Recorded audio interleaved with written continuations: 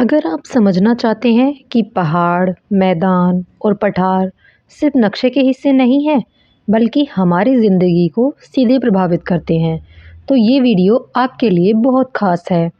आज हम एनसीईआरटी कक्षा 6 सामाजिक विज्ञान के अध्याय 3 स्थल रूप एवं जीवन की लाइन बाय लाइन आसान और एग्ज़ाम ओरिएंटेड एक्सप्लेनेशन करने वाले हैं, ताकि कोई भी कॉन्सेप्ट आपके दिमाग से कभी ना निकले। तो वीडियो को पूरा ज़रूर देखें, क्योंकि यहाँ आपको मिलेगा क्लियर कॉन्सेप्ट प्लस एग्ज़ाम में आने वाले इम्पोर्टेंट पॉइंट्स। तो चलिए शुरू करते हैं आज का अध्याय। सबसे पहले अथर्ववेद की कुछ सूक्ति लिखी हुई है, पहले हम इसे समझेंगे, इसे पढ़ेंगे। मनुष्यों के भार से मुक्त, अनेक प्रकार की ऊंचाइयों, ढलानों तथा विशाल समतल भूमि से युक्त, अनेक प्रकार की शक्तियों से संपन्न पेड़ पौधों को आधार प्रदान करती हुई हम सभी के लिए विस्तार को प्राप्त हो तथा अपनी संपन्नता को प्रदर्शित करें। पृथ्वी मेरी माता है तथा मैं उसकी संतान। अथर्ववेद से लिया गया है, भूमि सूक्त से, पृथ्वी के लिए स्रोत। अब देखिए ये क्या कह रहा है कि मनुष्यों के भार से मुक्त है, अनेक प्रकार की ऊंचाइयों, ढलानों तथा विशाल, ऊंचाइयों से मतलब है यानी पर्वत पठार, और ढलान यानी कि गहराई, विशाल समतल भूमि एक बहुत बड़ा मैदान, इन सभी की शक्तियों से संपन्न है, पेड़ पौधों से आधार प्रदान करती है और हम सभी के लिए विस्तार को प्राप्त होती है और अपनी संपन्नता को प्रदर्शित कर रही है। ऐसी है पृथ्वी माता, हम पृथ्वी को माता कहते हैं और हम उसकी संतान है, ऐसे को नमन। तो चलिए अब आगे शुरू करते हैं अपना आज का अध्याय। ये देखिए यहाँ पे कितना सुंदर परिदृश्य दिया हुआ है प्रकृति का, पेड़ पौधे, पानी और पर्वत। सबसे पहले शुरू करेंगे परिचय से।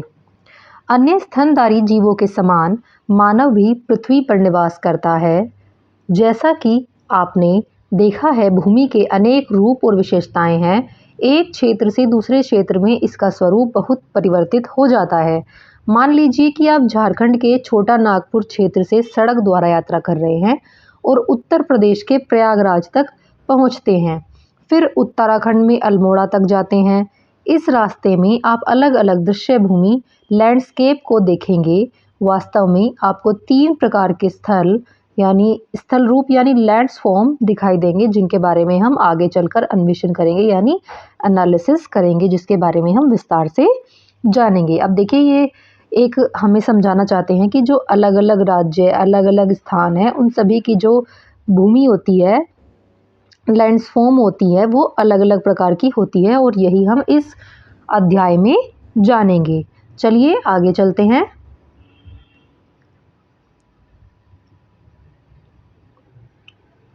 देखिए यहाँ पे दिया हुआ है, आइए पता लगाएं। ये है आपकी क्लासरूम एक्टिविटी। जब आप क्लास में ये पाठ पढ़ते हैं तो आपको ये एक्टिविटी करने के लिए दी जाएगी। ये एक्टिविटी आपको करनी होगी। इसमें क्या करना है, आपको 4 या 5 विद्यार्थियों का समूह बनाएंगे आप लोग और विद्यालय के आसपास के जो क्षेत्र हैं उनका अवलोकन करेंगे, यानी कि देखेंगे, ध्यान से समझेंगे वहाँ के दृश्य को। वहाँ किस प्रकार की आपको दृश्य भूमि दिखाई देती है, क्या कुछ किलोमीटर की दूरी पर दृश्य भूमि में कोई परिवर्तन भी दिखाई देता है, क्या लगभग 50 किलोमीटर के भीतर परिदृश्य में बदलाव होगा। अन्य समूहों के द्वारा दी गई जानकारी के साथ इनकी तुलना करें, यानी कि सभी जो विद्यार्थियों का समूह है वो सब मिलकर अपनी अपनी जानकारियां लेके आएंगे और उनसे फिर तुलना करेंगे। इन्हीं समूह के साथ भारत के किसी भी क्षेत्र की यात्रा के बारे में चर्चा कीजिए जहाँ वे जा चुके हैं। उन क्षेत्रों में दिखाई देने वाले विभिन्न परिदृश्यों भूमि की सूची बनानी है और अन्य समूह द्वारा दी गई जानकारी के साथ इनकी तुलना करनी है। ये है आपकी क्लासरूम एक्टिविटी। अब आगे चलते हैं। आगे है स्थल रूप पृथ्वी की सतह का एक भौतिक स्वरूप है।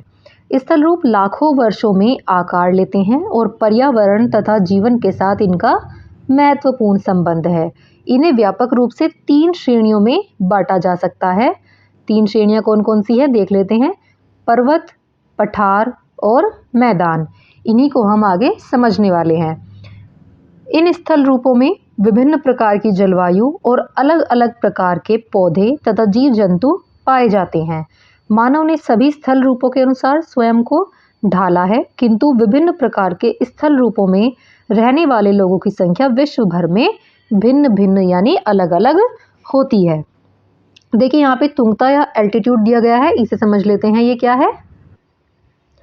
देखिए समुद्र तल से किसी भी वस्तु या किसी भी लक्ष्य की जो ऊंचाई होती है वह तुंगता या एल्टीट्यूड कहलाती है। उदाहरण के लिए समझ लीजिए, जैसे पर्वत की ऊंचाई, एक उड़ती हुई चिड़िया अथवा उड़ते हुए वायुयान की ऊंचाई, एक उपग्रह की ऊंचाई, ये सभी क्या है, तुंगता या एल्टीट्यूड। समुद्र तल से किसी भी स्थान की जो ऊंचाई होती है वह तुंगता या एल्टीट्यूड कहलाती है। जैसे मान लीजिए शिमला जो है समुद्र तल से लगभग 2200 मीटर ऊंचाई पर है, इसलिए उसकी तुंगता क्या होगी, 2200 मीटर। चलिए आगे चलते हैं। अब बात करते हैं पर्वत की। पर्वत वे स्थल रूप हैं जो आसपास की भूमि से अधिक ऊंचे होते हैं। इन्हें चौड़े आधार, खड़ी ढलान और संकरे शिखर, संकरे यानी कि ऐसे नुकीले शिखर के रूप में पहचाना जा सकता है। कुछ पर्वत अपनी अधिक ऊंचाई के कारण हिम से ढके होते हैं, यानी हिम यानी बर्फ। ग्रीष्म ऋतु में कम तुंगता पर हिम पिघल जाती है और जल में बदलने के बाद नदियों में पहुंचती है। बहुत अधिक ऊंचाइयों पर हिम कभी नहीं पिघलती है और ये पर्वत स्थायी रूप से हिम से ढके होते हैं। कम ऊंचाई वाले अन्य ऊंचे स्थान जहां कम खड़ी चढ़ाइयाँ और गोल आकार के शीर्ष होते हैं उन्हें पहाड़ी या छोटे पहाड़ या हिल कहा जाता है। यानी कि जो बड़े और ऊंचे, ज़्यादा ऊंचे होते हैं वो पर्वत कहे जाते हैं और जो छोटे छोटे होते हैं उन्हें पहाड़ी या छोटे पहाड़ या हिल कहा जाता है। देखिए जो पर्वतों की ऊंचाई होती है, जो ज़्यादा ऊंचाई होती है यहाँ पर जमी बर्फ़ कभी नहीं पिघलती है क्योंकि यहाँ का तापमान कम रहता है, और नीचे का जो ये एरिया होता है यहाँ पर कई बार तापमान कम होने के कारण बर्फ़ जो है पिघलनी शुरू हो जाती है और बर्फ़ पिघलकर नदियों में मिल जाती है। अब देखिए यहाँ पे दिया हुआ है वर्षण। वायुमंडल से भूमि पर किसी भी रूप में जल का गिरना, वर्षा, हिमपात, ओले गिरना वर्षण के सामान्य रूप है। देखिए वर्षण एक बड़ा टर्म है और इसके छोटे छोटे टर्म है, वर्षा होना, हिमपात होना यानी कि बर्फबारी होना, बर्फ गिरना, ओले गिरना, जो छोटे छोटे पानी के कंकर बने होते हैं उन्हें ओले कहते हैं। ये वर्षण के ही सामान्य रूप होते हैं। अब आगे चलते हैं। अब देखिए यहाँ पर विचार करने के लिए दिया हुआ है आपको कि ये भी आपकी एक क्लासरूम एक्टिविटी है। यहाँ पे आपको क्या करना है, हिम क्या है, बर्फ़ क्या है। यदि आप हिमालय क्षेत्र जैसे कश्मीर, लद्दाख, हिमाचल प्रदेश, उत्तराखंड, सिक्किम, अरुणाचल प्रदेश आदि में नहीं रहते हैं तो संभव है कि आपने हिम कभी नहीं देखी हो। शेष भारत में अधिकांश जो है वर्षण, वर्षा और ओले के रूप में ही होता है। बहुत ऊंचे स्थानों पर यदि काफ़ी ठंडक है तो वहाँ हिम गिरेगी और वहाँ पर हिम का एक नर्म और सुंदर आवरण बन जाएगा। हिम और ओले का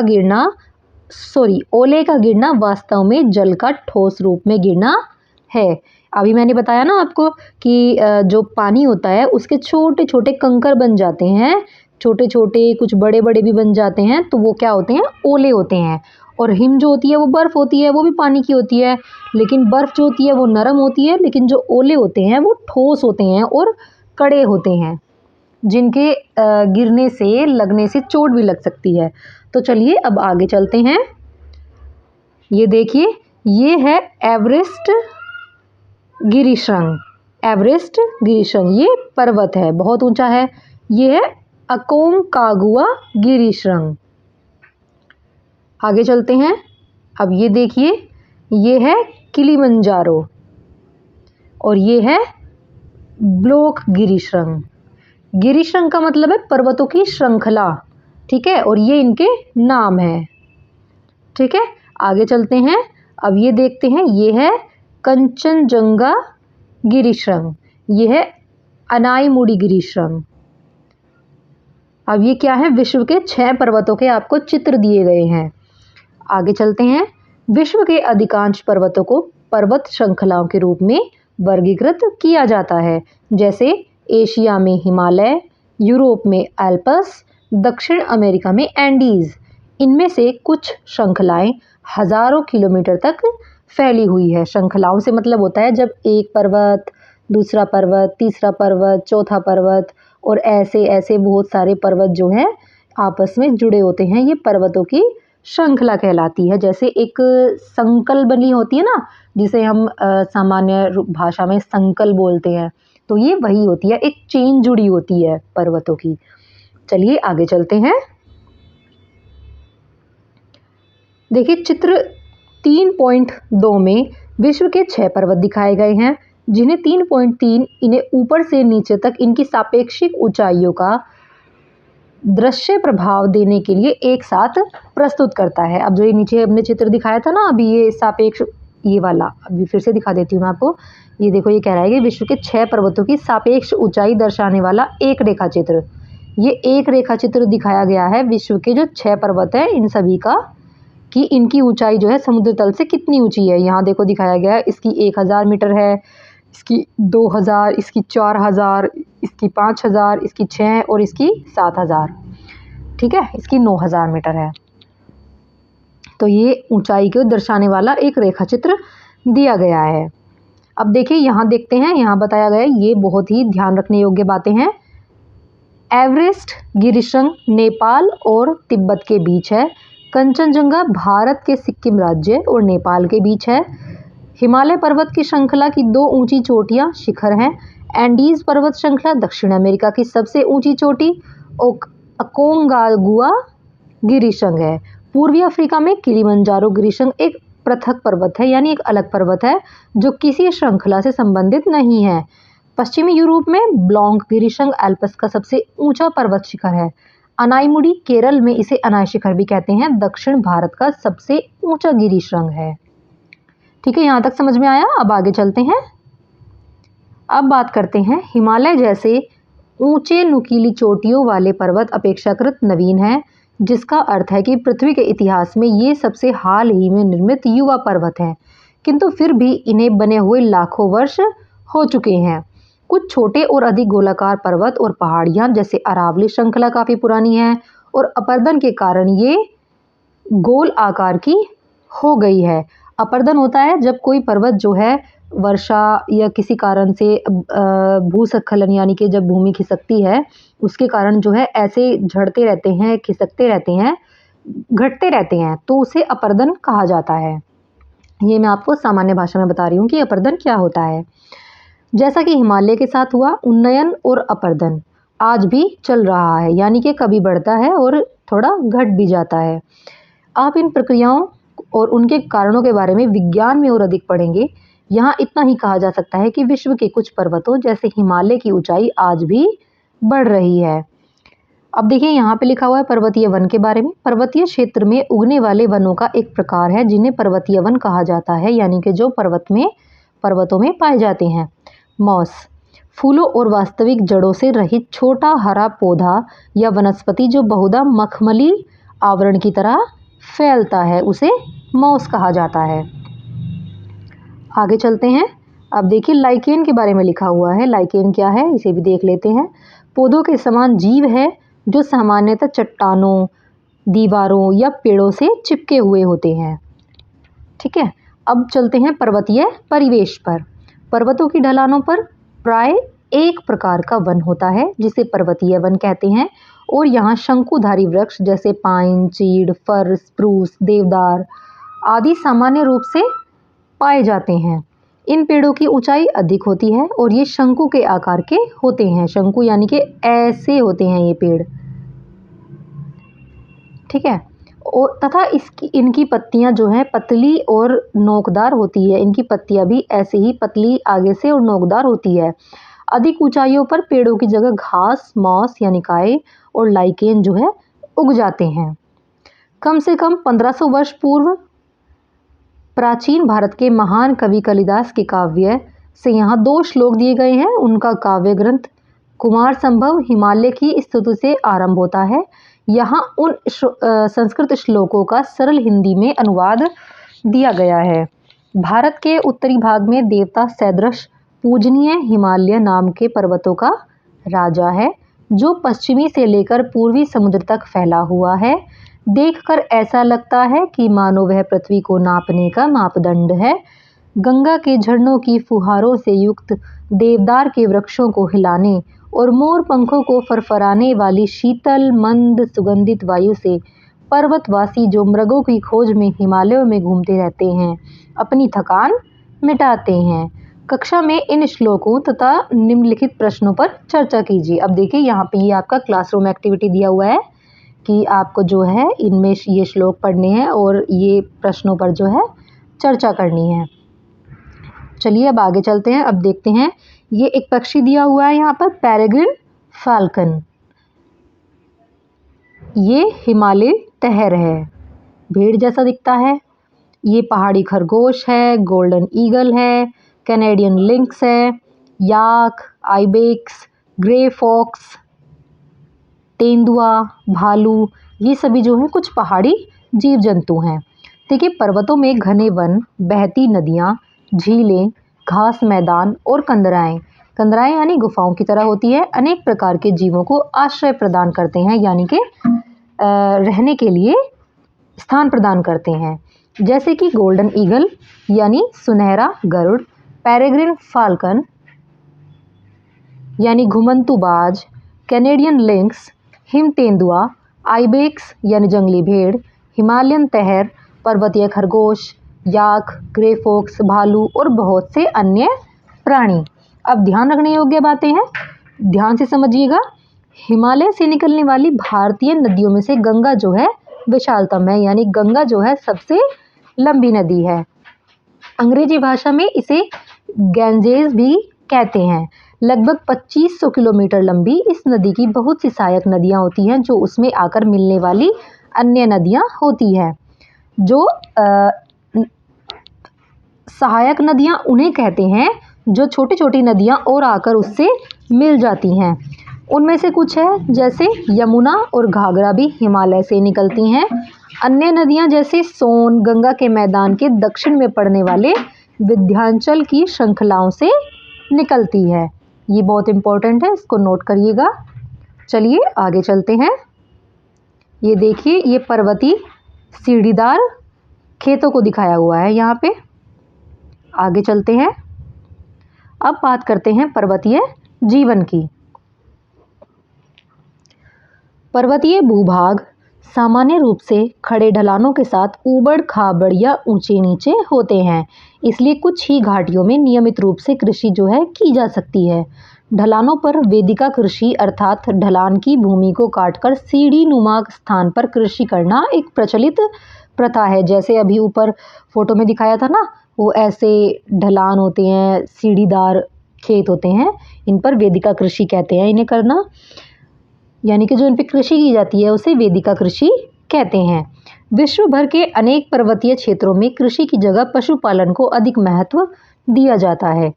पर्यटन पर्वतीय लोगों के लिए आय का महत्वपूर्ण साधन होता है। पर्यटन कहते हैं जब जहाँ पे लोग जो है घूमने आते हैं। पर्वतों की स्वच्छ हवा, मनोरम प्राकृतिक दृश्य सभी पर्यटकों को आकर्षित करते हैं। कुछ पर्यटक पर्वतों पर साहसिक खेलों के लिए भी आते हैं, जैसे स्कीइंग, हाइकिंग, पर्वतारोहण और पैराग्लाइडिंग। अनेक शताब्दियों से लोग पवित्र स्थलों की तीर्थ यात्रा पर जाने के लिए पर्वतों की यात्राएं जो है करते रहते हैं। बहुत सारे पर्यटकों के एक साथ आने से पर्वतों के पर्यावरण पर दबाव पड़ता है। प्राय इनमें सही संतुलन बनाए रखना कठिन हो जाता है। यहाँ देखिए भूभाग के बारे में लिखा हुआ है। भौतिक आकृतियों की दृष्टि से भूमि का एक खंड।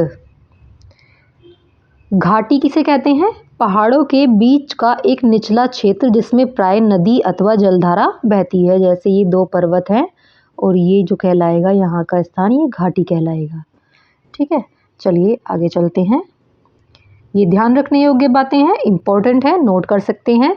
बछेंद्री पाल ने बहुत कम आयु में ही पर्वतारोहण प्रारंभ कर दिया था। उन्होंने अनेक महिलाओं द्वारा किए जाने वाले पर्वतारोहण अभियानों का नेतृत्व किया। बछेंद्री पाल 1984 में एवरेस्ट गिरिशृंग पर चढ़ने वाली प्रथम भारतीय महिला थी।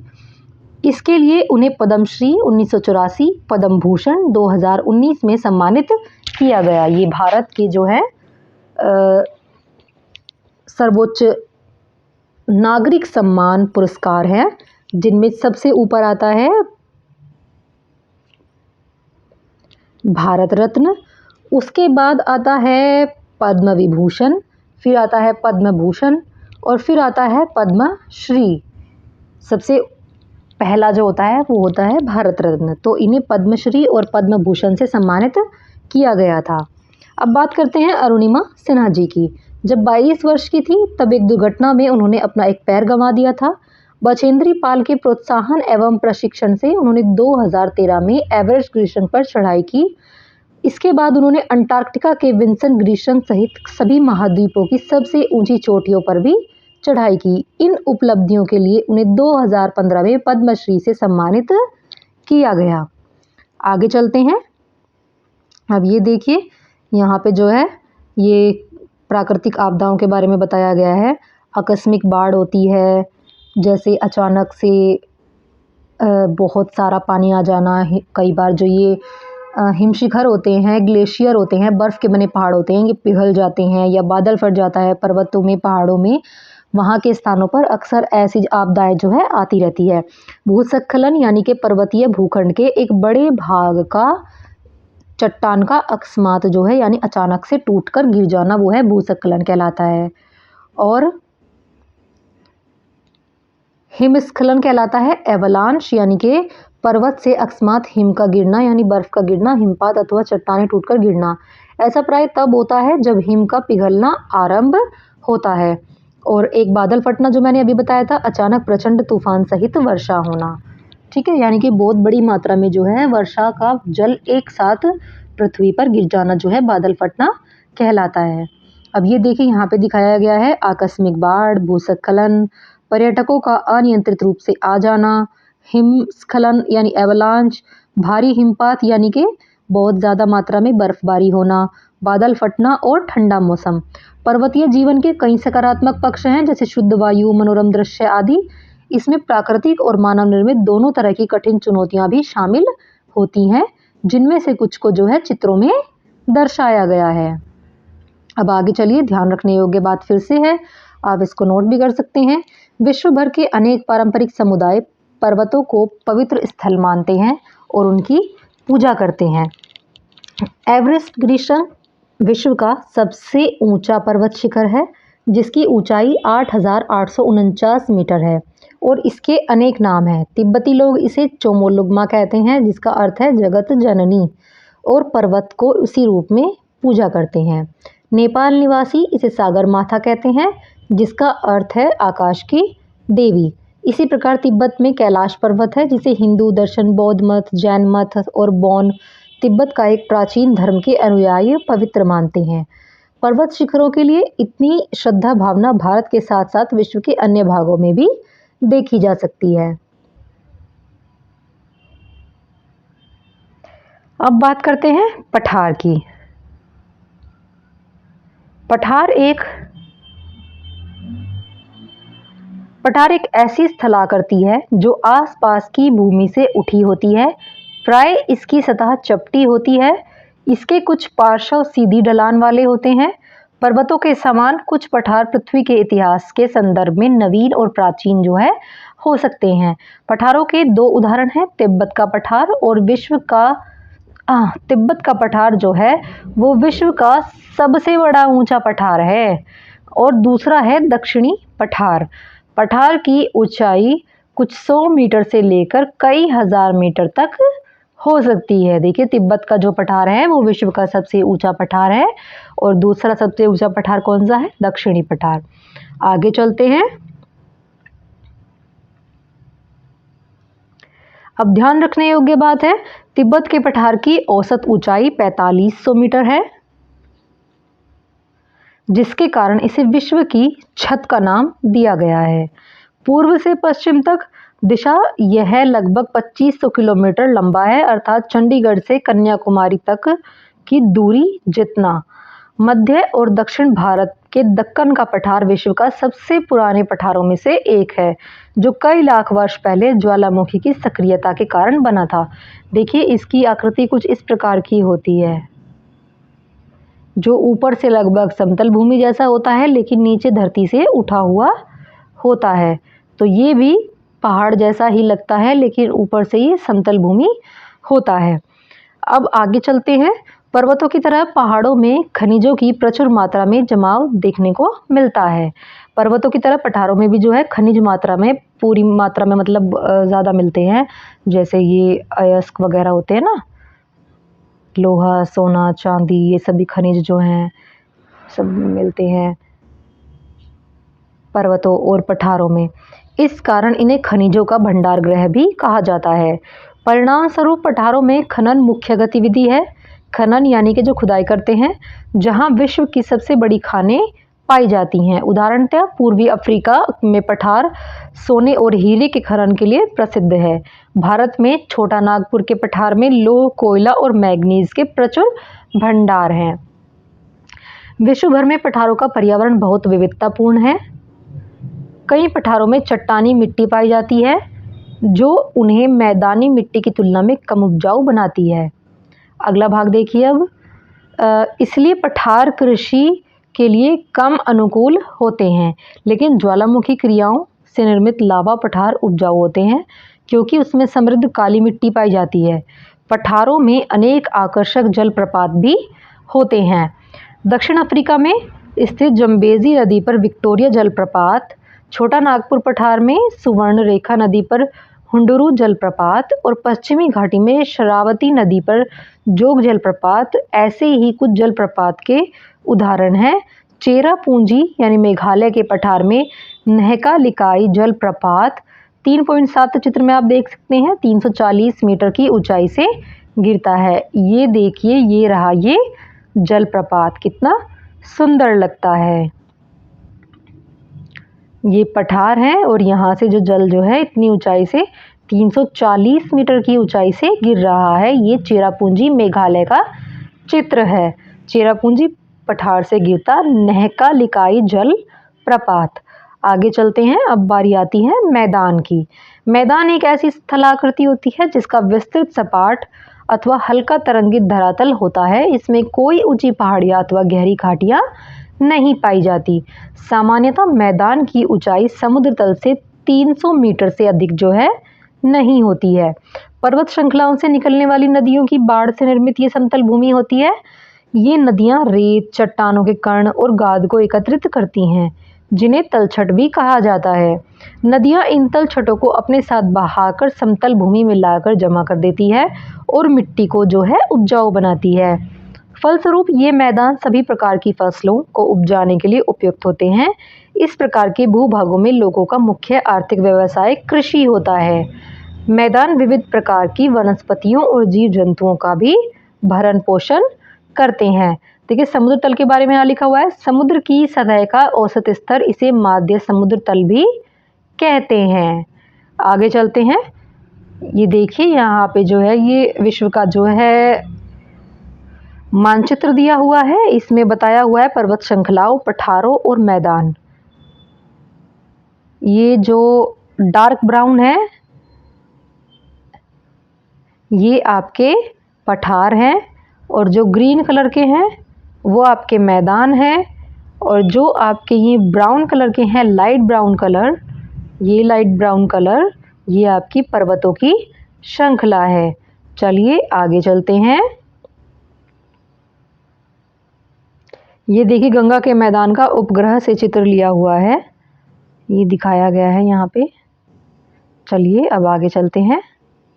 अब मैदानी जीवन के बारे में बात करते हैं कि मैदानों में जीवन कैसा होता है। हजारों वर्ष पहले आरंभिक सभ्यताएं नदियों के उपजाऊ मैदानों के आसपास विकसित हुई थी। हमारे समय में भी विश्व की अधिकांश जनसंख्या जो है वो है मैदानों में रहती है।